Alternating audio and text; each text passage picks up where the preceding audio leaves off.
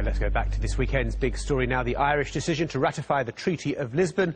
The UKIP leader, Nigel Farage, is with us now. Nigel Farage, welcome. I know you're just back from Dublin, where you've been spending UKIP money on leafleting people. You resent it when the European Union pokes its nose into the affairs of Britain. What are you doing poking your nose into the affairs of Ireland? Well, we did it as a group in the European Parliament. There are 9 different nations that make up the Europe of Freedom and Democracy group.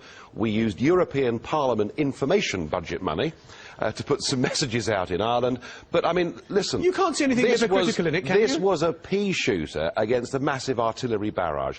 The yes side outspent the no side by a factor of at least 10 to 1. I mean, and even the broadcasting standards. You know, both sides didn't get 50% each in the media. The whole thing was a travesty of democracy. OK, but there was a general point I was making. If you resent Europe sticking its nose into our affairs, what are you doing sticking your nose into Irish affairs?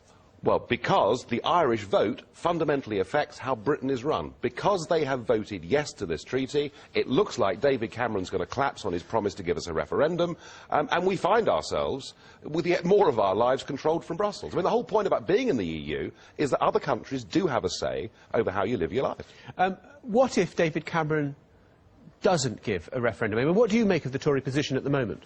Well, I mean, having seen David Cameron this morning and Eric Pickles earlier on your show, I mean, they just point-blank refuse to answer the question.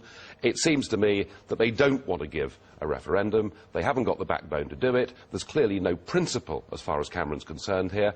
Our view is there should be. Our view is the British people must have a referendum. It can't be right that 3 million Irish voters decide the future of British democracy, and we're going to fight the next general election with 500 candidates saying the British people must have a free and fair referendum on their future. But how can you do it if Britain has signed a treaty and all 27 members of the EU have signed a treaty? It's very hard to open up and unpick. Well, the question needs to be a bigger question. The question needs to be, do we want to stay part of a political union or renegotiate a genuine free trade agreement, which, after all, is what people thought they were voting for back in 1975.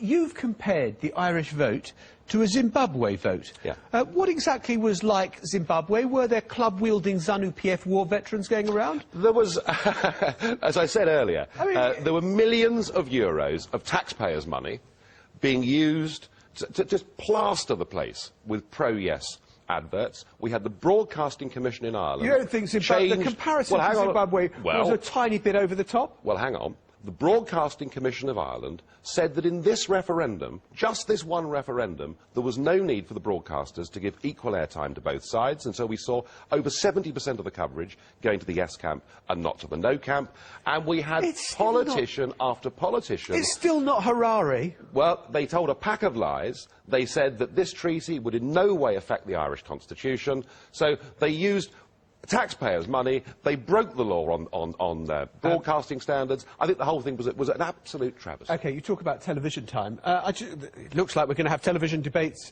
for the general election. You happy for them to go ahead without you playing any part? No, UKIP came second in the United Kingdom in the last test we had, which was the European elections on June the 4th. We are clearly the 4th biggest party in the United Kingdom, and we should be involved in some way in those debates. So what are you saying? You'd go to law if you weren't? Well, I don't know whether we can. I mean, clearly with independent broadcasters, privately owned broadcasters, we couldn't. But, I mean, the BBC has a charter. Do we want to fight a court case with the BBC? No, I think we'd rather persuade you that we should take some part in these debates. But do you believe you will ultimately be part of them? I don't know. I mean, that's for you to tell me. You work for the BBC. I work for the B in the BBC. I work for the broadcasting bit, not the C, which is the corporation. I suspect... I mean, quite frankly, the way we were treated in the Norwich North by-election by the BBC was a disgrace. We were ranked with the others, when in fact we produced our best ever result. Please, if the Trust are listening to this programme, watching this programme, we should be a part of it. I'm glad you realise it's not down to me. Nigel Farage, thanks very much indeed.